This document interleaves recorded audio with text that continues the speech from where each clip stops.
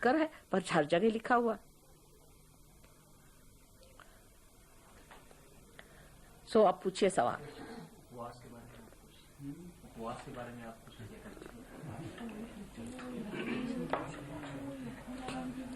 आत्मा को जगाने के लिए कुंडलिनी का जगाना जरूरी है, तो ये कुंडलिनी को किस नियम से जगाया जाए? वो तो हमारे ऊपर छोड़िएगा। वो बहुत अच्छा सवाल पूछा। इससे ये दिखाई देता है कि लोग कितने आतुर हैं। कुंडलिनी को जागरूक करना, जैसे कि आप कहें कि भाई एक बीज है, उसको कैसे जागरूक किया जाए? माँ के अंदर छोड़ दीजिए। अब वो कैसे जागरूक होता है? ये तो उसमें बनी हुई प्रक्रिया है जिससे वो अपने आप जागरूक हो जाती है।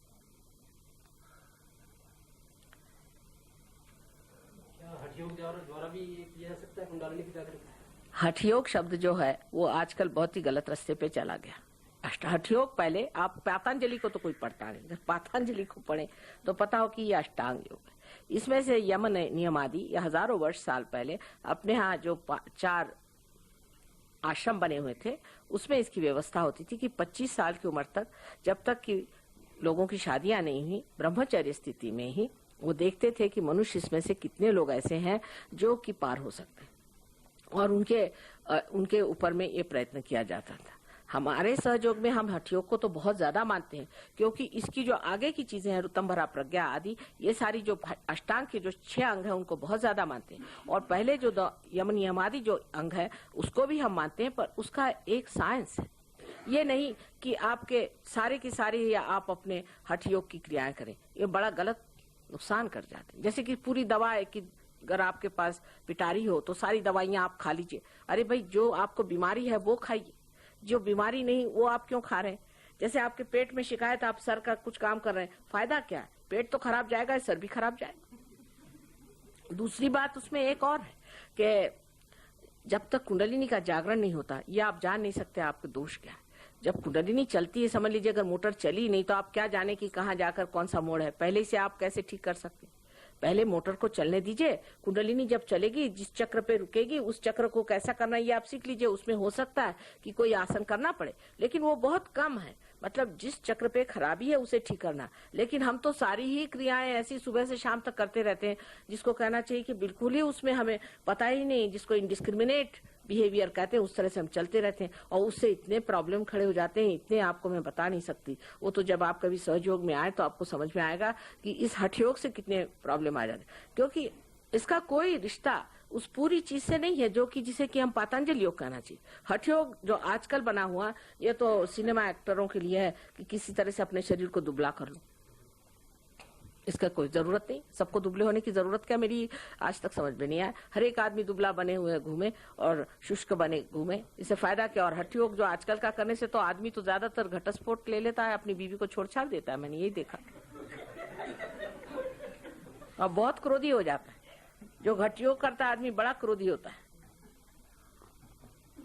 अधिकतर मैंने देखे हैं जो बहुत ज्यादा हठयोग करते हैं वो इस कदर गुस्से वाले लोग हो जाते हैं कि बस कुछ में। क्योंकि हमारी सहयोग में 3 हमारी नाड़ियां मानी जाती है कि एक तो लेफ्ट साइड की नाड़ी जिसे हम कहते हैं ईड़ा, राइट की पिंगला और बीच की सुषुम्ना है। तो वो जो पिंगला नाड़ी पे उतर आते हैं वो तो बड़े पित्त प्रकृति के हो जाते हैं, और ये जो आजकल का हठयोग है ये आपको पिंगला नाड़ी पे ले जाता है, और वो राजसिक लोग हो जाते हैं जिनको यही नहीं समझ में आता अच्छा क्या और बुरा क्या। वो तो बड़े कड़क लोग होते हैं। हम शरीर मात्र तो नहीं है ना, हम तो आत्मा है। सब चीज काहे के लिए? आत्मा को पाने के लिए। हाँ बेटे कहिए। व्रत के बारे में आपने कहा, तो उसके बारे में साधक लोग तो ये मानते हैं कि ये साधना का एक अंग है। अब ये मानने वालों को मैं क्या करूं बेटे? अच्छा, साधक लोगों का कहना है। हाँ। मानते हैं नहीं मानते हैं उसके बारे में थोड़ा सा मैं आपसे बताती हूँ उसका विवेचन। सनातन धर्म में ये नहीं है, ये कहीं नहीं है बेटे। आप लोग अपने मन से मान रहे हैं, ये तो पता नहीं कहाँ से विचार आए, कहीं लिखा नहीं। आप बैठ जाइए, मैं बता दूं आपको इसके कितने दुष्परिणाम होते हैं इसी मान्यता से। देखिए कि जब ईसा मसीह इस दुनिया में आए तो जू लोगों ने ये कहा कि हम ईसा मसीह को नहीं मानते। कहा क्यों?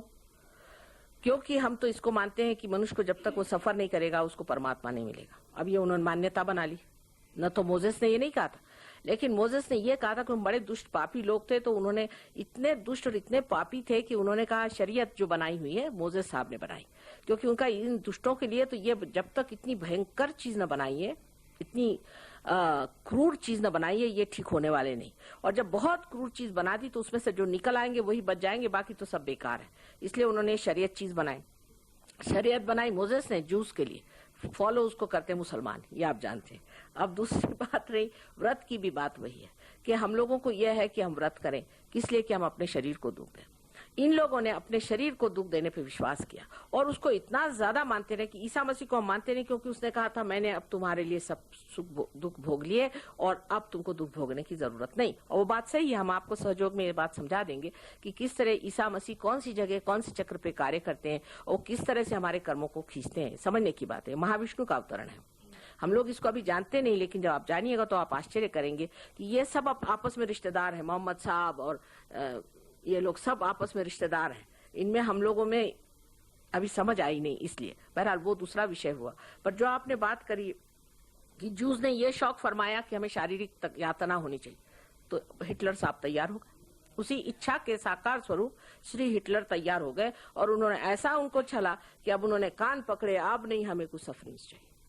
यही हाल अपने देश में, हम जो व्रत करते हैं तो भूखमरी इस देश में रहेगी। आपको शौक है, फरमाइए। आप शौक फरमा रहे हैं, आप भूखमरिए। आपको शौक है, करिए। इसको मैं नहीं कहती, पर फिर लोग भूखे मर रहे हैं, ये बात न कहना चाहिए। पहले आप व्रत छोड़िए, देखिए अपने देश में कभी भी नहीं इस तरह की हालत आएगी। एक आप समाज की बात छोड़िए, लेकिन मैं निसर्ग में बात करती हूँ। जिस जगह पेड़ नहीं होते वहां बरसात नहीं होती, सीधा हिसाब। जहां पेड़ होते वहीं बरसात होती। जहां लोग खाने पीने में मौज में रहते हैं वहीं खाना पीना होएगा, और जहां लोग भूखे मरना चाहते हो भूखे मरिए। मैं तो आपको सीधी बात बेटे बता रही, जो निसर्ग की बात। निसर्ग भी जानता है। आपको निसर्ग का एक आश्चर्य बताओ, हमारे महाराष्ट्र में समुद्र के किनारे पे बहुत सारे पेड़ होते हैं, जिसे आप कहते हैं श्रीफल, माने नारियल के। अब वो नारियल के इतने ऊंचे ऊंचे पेड़ होते हैं, और नारियल आप जानते हैं कि कभी कभी 2-2 सेर 3-3 सेर का एक नारियल होता है, और लोग उसके नीचे खूब सोते हैं। तो हमने कहा कि भाई क्या बात, तुम लोग नीचे सोते? कहले माँ, कभी किसी के सर पे या बदन पे, शरीर पे, किसी जानवर के कभी भी आज तक नारियल नहीं पड़ा। अब आप सोच लीजिए, बाकायदा हमारे शाम के वक्त सब लोग बैठे रहते हैं, कभी नहीं कि पेड़ के दूसरी तरफ गिरेगा नहीं, तो गिरेगा नहीं जब तक कोई इंसान बैठा हुआ। ये सारे आश्चर्य हैं। तो क्यों हम चुनौती दें कि हम व्रत कर रहे हैं, तो कहे अच्छा चलो भूखे मरो। हम तो ऐसे बहुतों को जानते हैं कि जो जिंदगी भर व्रत करते रहे, बाद में उनके बच्चों ने उनको भूखा मारा। मैंने कहा परमानेंट व्रत करते रहो। हाँ, लेकिन अपने शरीर को जो उपयुक्त है वो चीज खाओ। ये तो नहीं मैं कहती कि आपको जो उपयुक्त नहीं, उसका भी एक साइंस है। फिर से हम बताते हैं कि जैसे किसी को लिवर है, उसको क्या चीज खानी चाहिए, वो तो देखना ही पड़ता है थोड़ा बहुत, वो दूसरी बात है। वो संयुक्त, वो ठीक है, युक्त जो चीज है वो करनी चाहिए। लेकिन जो चीज युक्त ही नहीं है, बेकारी में दिमागी जमाकर से आप एक धारणा करके अपने को मार डालना चाहते हैं, तो उसे हम क्या करें बताइए। हम तो समझा रहे हैं आपको कि खूब खाइए पीजिए, लेकिन उसका ये जानिए कि कौन सी चीज आपके शरीर को आवश्यक है। मौज में रहिए। परमात्मा ने सारी सृष्टि मौज में रहने के लिए बनाई। प्रसन्न रहना चाहिए, प्रसन्न। हमें सब लोग, जब हम वहां गए फ्रांस, तो लोगों ने कहा कि माँ आप तो बहुत ज्यादा खुशहाल नजर आते हैं। तो मैंने कहा अब क्या करें इसे? कहले नहीं, यहाँ तो लोग सोचते हैं कि जो आदमी खुशहाल है उसको तो दुनिया का कुछ पता ही नहीं, बड़ा इग्नोरेंट है। मैंने कहा अच्छा, तो यहाँ क्या सब बड़े मिजरेबल लोग रहते हैं? उन्होंने एक किताब आपने पढ़ी हुई, ले मिजराबल। तो जब मैं वहां पहुंची तो मैंने कहा तुम लोग तो होने ही हुए ले मिजराबल, क्योंकि हर तीसरे या चौथे घर के बाद में आप कुत्ता एक देख लीजिए, 10वें घर के बाद एक गंदी औरत वहां खड़ी देख लीजिए। मैंने कहा और इस देश में और होगा क्या? जहाँ सारी गंदगी भरी पड़ी हुई है, जहाँ सारा अधर्म है, तो सब तो ले मिजराबल होंगे ही। लेकिन मैं तो इसमें नहीं पड़ने वाली। अब जब वो बदल गए तो पता चल रहा है उनको भी कि आनंद क्या चीज है। हमें आनंद को प्राप्त करना है कि दुख को प्राप्त करना, पहली बात। ये व्रत से बहुत लोग घबराते हैं कि व्रत नहीं छोड़ना चाहते। अरे भाई छोड़ दो। छोड़ना नहीं चाहते बेटे, ये बड़ी पकड़ है। यही तामसिक वृत्ति है कि जो चीज गलत है उसी को पकड़े रहेंगे, उससे हजारों बीमारियां होती, हजारों बीमारियां, व्रत करने वालों को हजारों बीमारियां रहती, पर छोड़ेंगे नहीं और सबको परेशान करेंगे। व्रत जिस दिन होता है सारे घर में हंगामा, जैसे हनुमान जी उतर आए, आज मैं ये खाऊंगी, नहीं तो वो खाऊंगी, नहीं तो ये चाहिए, नहीं तो अरे भाई व्रत है तो भूखे मरो, काहे को सबको परेशान कर रहे हो।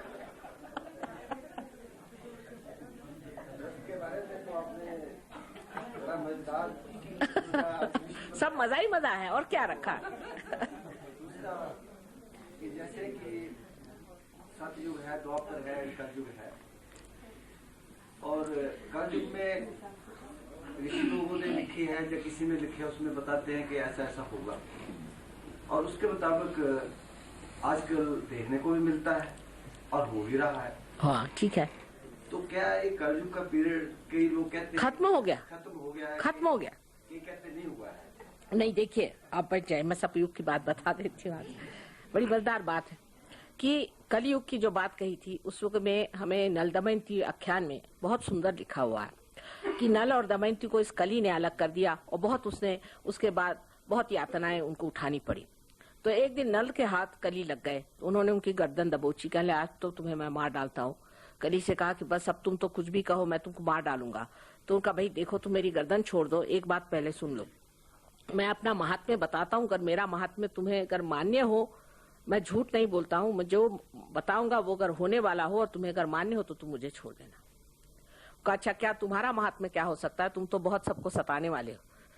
तो उन्होंने कहा मेरा ये महात्म्य है कि जब मेरा युग आएगा, इस वक्त कलयुग आएगा, उस वक्त जो दरी कंदरों में और इन पहाड़ी गुफाओं में जो आत्माएं, जो बड़े बड़े लोग घूम रहे हैं, परमात्मा को खोज रहे हैं, वो सर्वसाधारण तरीके से घरों में रहेंगे और वो इस चीज को प्राप्त करेंगे जिसे आत्मबोध कहते हैं। इस बात को सुन करके उन्होंने कली को छोड़ दिया। ये बिल्कुल साफ उसमें लिखा हुआ है, वही कलयुग आया है। लेकिन आज से कोई 50-60 वर्ष पहले ही कलियुग जो है ये कृत युग हो गया। हमारे यहाँ जो विक्रम संवत चलता है उसमें इसकी चर्चा नहीं है, लेकिन जो शालिवाहन संवत है, जो शालिवाहन राजा ने चलाया हुआ था, मैं उसी शालिवाहन की ही वंशज हूँ। मतलब ऐसे राजपूत थे ये, पहले फिर जाके महाराष्ट्र में रहे बहुत हजारों वर्षों से।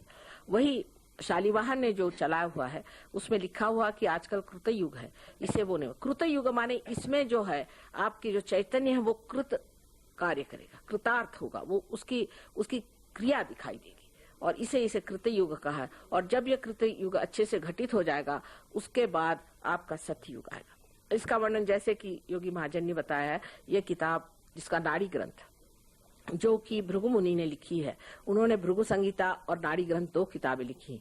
नाड़ी ग्रंथ में ये सब बातें उन्होंने लिखी हुई हैं और जब नाड़ी ग्रंथ में व्यवस्थित रूप से लिखा गया है कि ऐसा समय आएगा कि जिस वक्त में हर इंसान की कुंडलिनी सहज में जागृत होगी। इतना ही नहीं, उनकी सब बीमारियां ठीक होकर के अस्पताल आदि जो संस्थाएं हैं वो कमजोर पड़ जाएंगी।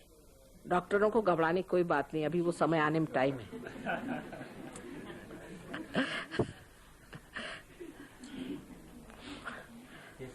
एक शंका है। बोलो बेटा। अभी आपने कहा कि गृहस्थ आश्रम सबसे अच्छा है और दूसरे भाई साहब ने रखा था कि जो कुंडलिनी जागरण है वो कैसे होगी। आपने कहा कि वो उसकी चिंता आप मत करें। तो माता जी आप तो आज यहाँ हैं, कल कहीं और हैं, तो इसका कोई समाधान तो हुआ नहीं कि कुंडलिनी जागरण कैसे होगी। अभी करते हैं ना वो, तो आपकी बात तो अभी दूसरी बातें होने लगी ना, वो तो अभी करते ही हैं। वो तो करे बगैर मैं जाऊंगी नहीं, वो तो करके जाऊंगी, वो तो मुख्य काम है भाई। जब तक खाना नहीं खिलाया तब तक तो माँ को मजा नहीं आने वाला, सीधा हिसाब है। अब बात ये कि पूछ रहे हैं खाना कैसे बनाए, तो वो बता रहे हैं पहले, क्योंकि उससे पहले कोई खाने नहीं बैठ रहा तो करे क्या भाई। बनाया है, खाने बैठिए, अगर भूख होगी तो आप खाने बैठ जाइएगा। तो शुरू करें? अच्छा बस ठीक है, हो गया आपका सेशन पूरा हो गया है। नहीं तो लायन क्लब का कोई नियम ने तोड़ दे। हाँ बोलो बेटे। आजकल जादू तंत्र को बहुत मानते हैं लोग, तो क्या ये बहुत रसिक है सारा समाज? बहुत गलत, तो क्या ये सच है? बहुत गलत चीज, जादू तंत्र को मानना बहुत गलत चीज। ये सब स्मशान विद्या, प्रेत विद्या और काली विद्या के नाम से मशहूर है और हमारे सब लोगों ने इसके बारे में जाना हुआ। असल में तंत्र तो कुंडलिनी है, स्वयं साक्षात तंत्र आपका कुंडलिनी है और हम सबसे बड़े तांत्रिक हैं अगर कहा जाए तो। लेकिन तंत्र शुद्ध विद्या, क्योंकि ये शुद्ध कार्य करती है। ऐसे मनुष्य का जीवन अत्यंत शुद्ध होना चाहिए जो इस कार्य को करे। और तंत्र विद्या में बिल्कुल इसके उल्टे बात करते हैं। यानी इसका तरीका यह है कि किसी देवी का मंदिर हो, वहां जाकर के बैठ जाते हैं और कोई न कोई ऐसा गलत काम, कोई व्यभिचार वहां करते हैं। ज्यादातर ऐसे लोग जो ऐसा काम करते हैं वो देवी को अप्रसन्न करने से, अब देवी उलझती नहीं, वहां से उनका चित्त हट जाता है। वो जगह जब उनके लिए ऐसी बन गई जहां देवी का चित्त है नहीं, वहां फिर वो प्रेतों को बुलाते हैं, भूतों को बुलाते हैं और उनको काबू में कर लेते हैं। और भी अनेक तरीके हैं, मैं वो बताना नहीं चाहती क्योंकि गंदी चीजें हैं सारी। वो सब करके और फिर उससे वो दुनिया भर की चीजें करते रहते हैं और लोगों को प्रभावित करते हैं। और अपने देश में इसलिए ज्यादा है क्योंकि हिंदुस्तान में एक खास चीज है कि एक दूसरे का गला काटे बगैर वो सोचते हैं हमारी उन्नति नहीं होगी। ये सब दूर दिखाई दे। एक दूसरे से प्रेम करने से हमारी उन्नति होगी ये हम जानते नहीं, इसलिए हम एक दूसरे को गले काटने में लगे रहते हैं। फिर जो ऐसी लोग मदद करते हैं गुप्त रूप से, उनके पास हम चले जाते हैं कि चलो इनकी गर्दन काट दो, उनकी गर्दन काट दो, इतना पैसा ले लो। तो ये जो गंदी विद्या है इसका एक ही इलाज है, पहले आत्मा को प्राप्त करिए। आत्मा को आप प्राप्त करिए, फिर आप समझ जाएंगे आपको कोई छू नहीं सकता। कोई गंदी विद्या आपको छू नहीं सकती, कोई आप पे हाथ नहीं लगा सकता। ऐसे अभी 2 आदमी आपसे बता रहे हैं जयपुर में हमें मिले जिन पे बड़ी गंदी विद्या का उपयोग हुआ था, बहुत बुरी तरह से, और दोनों के दोनों बिल्कुल स्वस्थ हो गए। और डॉक्टर नहीं समझ पा रहे थे, कोई नहीं समझ पा रहा था कि उनमें क्या। उनकी सांपत्तिक स्थिति भी एकदम खराब हो गई थी, शारीरिक स्थिति भी खराब हो गई थी और बिल्कुल मरगिल्ले स्थिति में थे, लेकिन वो एकदम उठ खड़े हो गए क्योंकि उनकी कुंडलिनी जागृत हो गई। इसका इलाज ही है। पर हम लोगों पे बड़ा ये है, तंत्र विद्या में हमारा बड़ा विश्वास है कि जो गंदी विद्याएं करते हैं, ऐसे आदमी कोई आ जाए तो पहुंच जाते हैं, औरतें खासकर। इस चक्कर में जब औरतें पहुंची तो हो गया सत्यानाश, उनके पति का भी होगा। अब पति से कुछ झगड़ा हो गया तो पहुंच गए उनके पास बताने, भाई पति से बढ़ के और कौन होता है। लेकिन उनसे जाके बताएंगे कि हमारे पति ने ये किया वो किया। अब वो ये तो नहीं करते कि पति को ठीक करे, लेकिन पति में कोई ना कोई भूत डाल देते हैं। जैसे एक बम्बई में लेडी है, उसके पति बहुत ज्यादा शराब पीते थे, तो वो तांत्रिक के पास गई, उनसे जाके कहने लगे मेरे पति शराब पीते, इनको ठीक कर दीजिए। उन्होंने थोड़े दिन के लिए ठीक कर दिया, लेकिन वो जुआ खेलने लगा। उसके बाद गई कि मेरा पति अब जुआ खेलने लगे, वो ठीक कर दीजिए। तो वो जुआ खेलना तो ठीक हो गया, अब वो भूत निकाल के दूसरा भूत उनके अंदर डाल दिया, तो वो औरतों को रखने लगे। तो अब वो गई कि उसने जाके बताया कि भाई देखो ये क्या तुम कर रही है, एक के बाद ये कर रही है। उसके बाद उसने देखा कि तीनों की तीनों काम वो करने लगे और वो स्वयं औरत पागल हो गई। जब तक उनको रुपया पैसा भरते रहिए तब तक ठीक है, और नहीं तो वो आपको पकड़ते हैं। पर उनकी भी कोई, उनको भी भगवान नहीं छोड़ते। ऐसे जो लोग तंत्र विद्या करते हैं, इनके 7 जन्म 7 बच्चों तक, पुश्तन पुष्ट 7 उनका नुकसान होता है। मैं आपको बताऊं, लंदन में एक साहब आए थे हमारे पास, और वो डॉक्टर साहब थे हिंदुस्तानी, और वो कह रहे मुझे पता नहीं क्या आजकल चक्कर आते हैं, ग्लानि रहती है, डिप्रेशन रहता है। तो मैंने उनसे पूछा क्या आपके बाप दादों में कोई तंत्र विद्या करता था? कहले हाँ, हमारे यहाँ 2 पुश्त में हुई थी, लेकिन हमारे 5 पुश्त में ऐसा ही चल रहा है। मैंने कहा ठीक है, अभी आपका बच्चा बच गया, नसीब समझ लीजिए। बाद में उनको मैंने ठीक किया तो उनको जूते मारने पड़े उन लोगों को जिन्होंने तंत्र विद्या की थी। जूता हमारे ऐसा मारते हैं, उनका नाम लिख करके जूता मारी, सिंबॉलिक। उससे उनकी स्थिति ठीक हुई, बड़ी बुरी हालत में थे। तो जो तंत्र विद्या करते हैं जानते नहीं, इनके पीछे एक बार अगर भगवान लग जाए तो ये इनका कहीं का ठौर नहीं रहेगा। और वो छोटी छोटी चीज जैसे आपका मन समझ लेंगे, आपके मन में क्या विचार है, इसमें क्या रखा हुआ है? ये तो सब भूत विद्या अपने यहाँ सबने जाना है। इसको भानुमति का पिटारा कहते थे। आप लोग के यहाँ पता नहीं, हिमाचल में इस शब्द को जानते हैं कि लोग जानते ही नहीं। आप भानुमति का पिटारा ये कहा जाता था इसको, लेकिन पहले के लोग बहुत समझदार थे, इस चीज में पढ़ते नहीं थे। अब आजकल तो सभी इसमें, अब ये जितने जब गुरु लोग घूमते हैं ये सब यही है और क्या है। हमारे यहाँ इनको गुरु घंटाल कहते थे, गुरु नहीं कहते थे।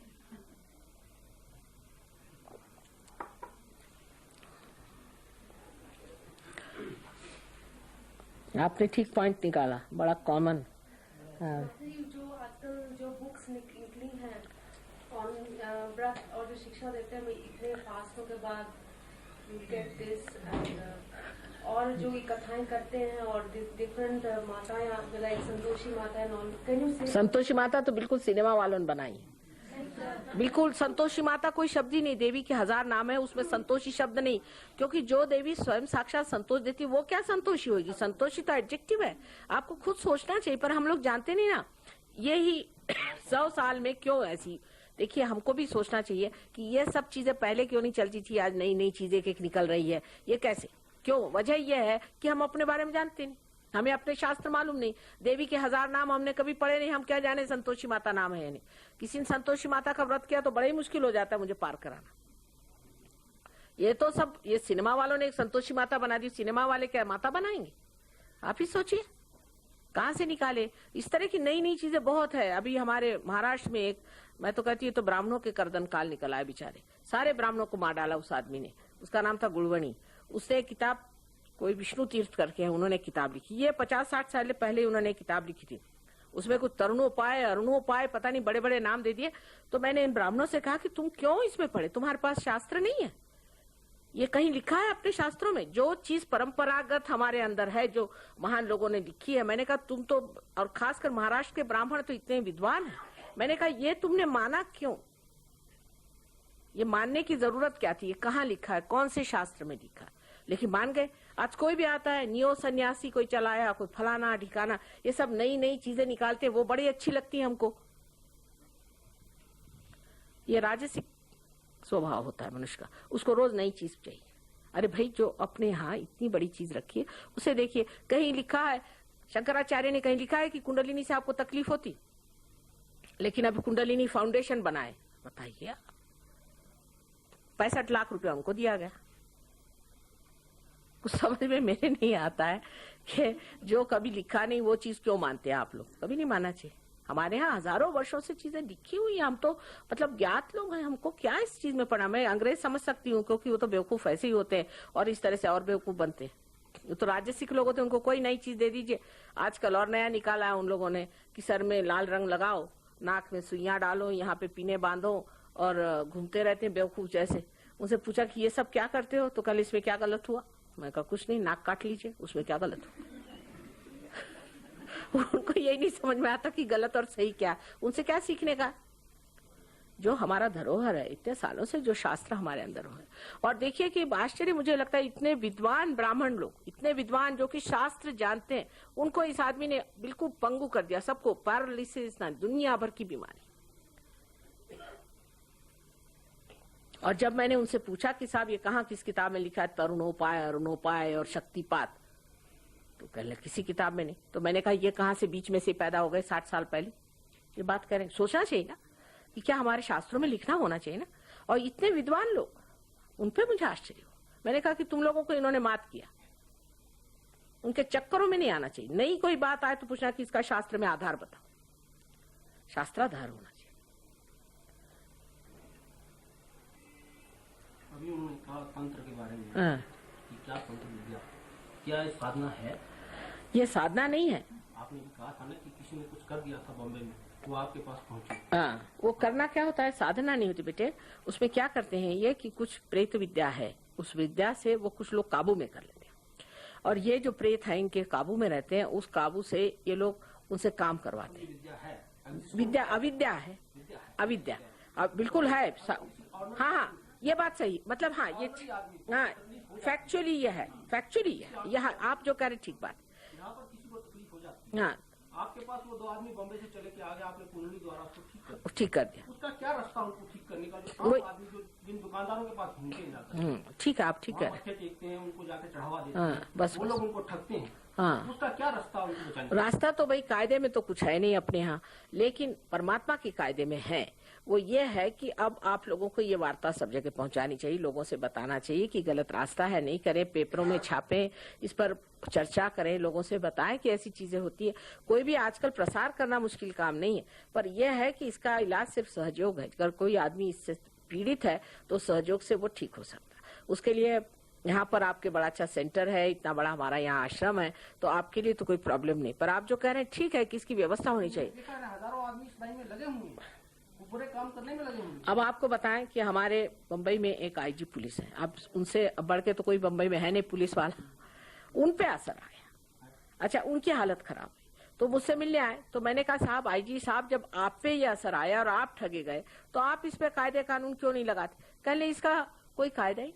तो मैंने कहा कि आप कुछ करिए, आप किताबों में लिखिए, आप पेपरों में लिखिए, आप अपना अनुभव लिखिए कि मेरे साथ ऐसी ज्यादती हुई, मुझसे लोगों ने ऐसी तंत्र विद्या की, मुझे ऐसा नुकसान पहुंचाया। आप क्यों नहीं कोशिश करते? आप करिए।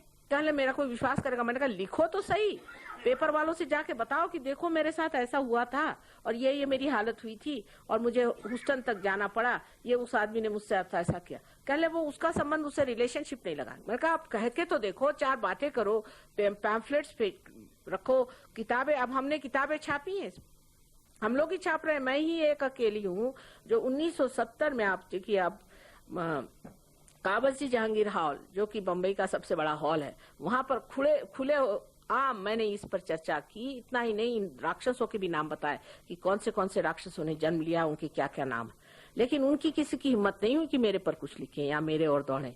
आपके यहाँ के चंबा की कहाँ के महाराजा वहां थे, वो आए, कहले माँ क्या कर रहे हो, आपको बंदूक से मार देंगे। मैंने कहा उठाओ तो बंदूक, देखे कौन मेरे सामने बंदूक लाता है, वो भी मैं देख लूं। तो ये चीज जरूर होती है कि ये जो आप कह रहे हैं ये बात है, ये अविद्या है, इसमें कोई शंका नहीं, बिल्कुल है और लोग करते हैं। ये तो बात सही आपने कही, वो अच्छी। हाँ, मतलब वास्तविकता है। आम आदमी को कैसे बचाया जाए?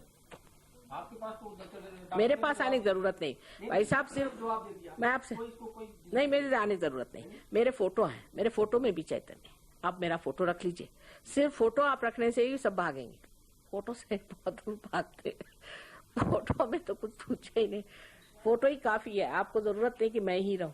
ठीक कह रहे हैं आप, प्रॉब्लम तो है। हर एक दुकान में आप लगवा दीजिए फोटो, देखिए ऐसे ही भाग गए होंगे काफी यहाँ से बिस्तर बांध करके। पता हुआ कि हम आ रहे हैं। वो लोग ज्यादा जानते हैं हमको, क्योंकि वो तो थर थर थर थर ऐसे कांपते मेरे सामने।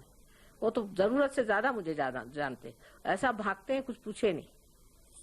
मेरा यहाँ आना ठीक हुआ, आप सबको बताएं, बिल्कुल साफ बताएं, है ये विद्या, ऐसे गंदे लोग हैं, करते हैं मैली विद्या और इस तरह से नुकसान होता है। बात सही है, बिल्कुल आप कहने में ठीक बात है। सामान्य आदमी की सबकी मदद करनी, ये मैं कहती हूँ कि हम समाजोन्मुख है, सारे समाज की मदद करनी, और आप लोग उठ करके बात खुलेआम कहिए, बिल्कुल सही बात, आप ठीक है। और कोई प्रश्न हो? जो इसको नहीं मानता उस पर इसका असर हो सकता है कि नहीं? होता है बेटे, तो भी हो सकता है, हो सकता है, उस पर भी हो सकता है जो नहीं मानता है। लेकिन जो एक सहयोग में एक बार आ जाए, जो आत्मा प्राप्त कर ले, वो तो उस पर नहीं होता, उसके आसपास के लोगों पर भी नहीं होता। ऐसा अगर आदमी ऐसी जगह कहीं चला जाए जो कि आत्मा से प्रकाशित है, आप सोचिए कि वो भागते हैं बिस्तर बांध करके।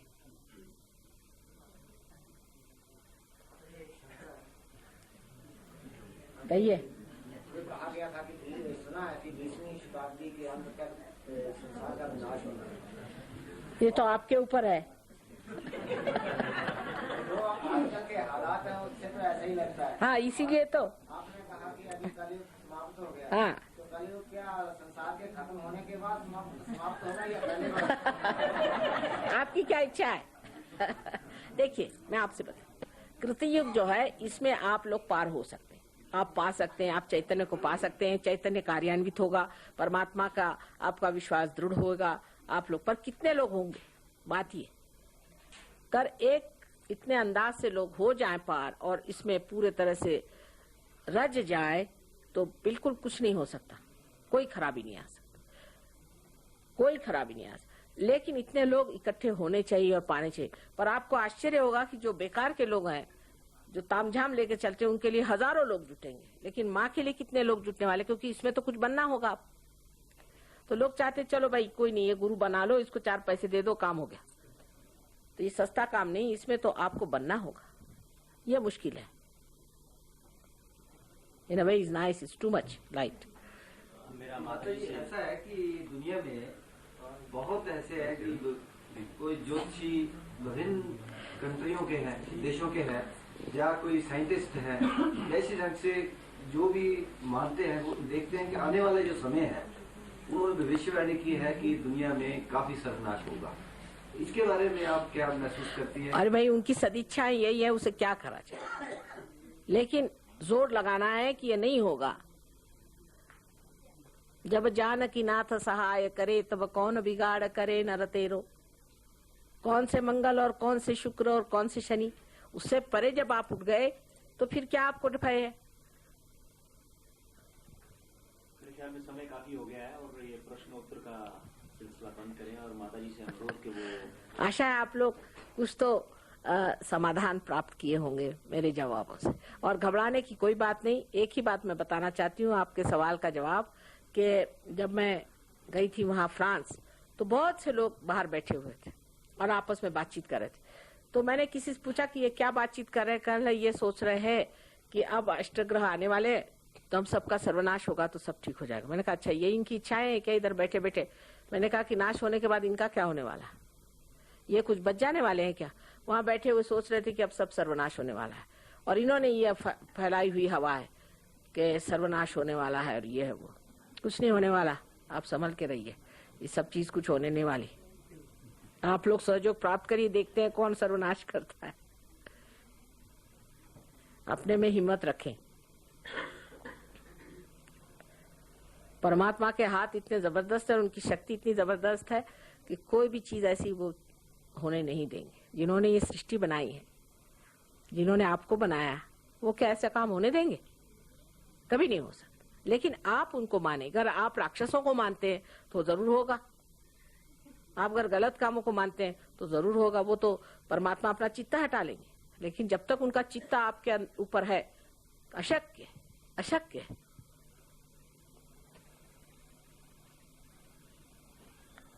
और यहाँ इतने आराम से आप बैठे हुए हैं, काय को इसकी सोच रहे हैं? ये सोचने दीजिए न्यूयॉर्क वालों को या रशिया में, उनका आपस में चलने दीजिए। हमारे यहाँ कुछ नहीं होने वाला। हो गया, अब पार हो जाए।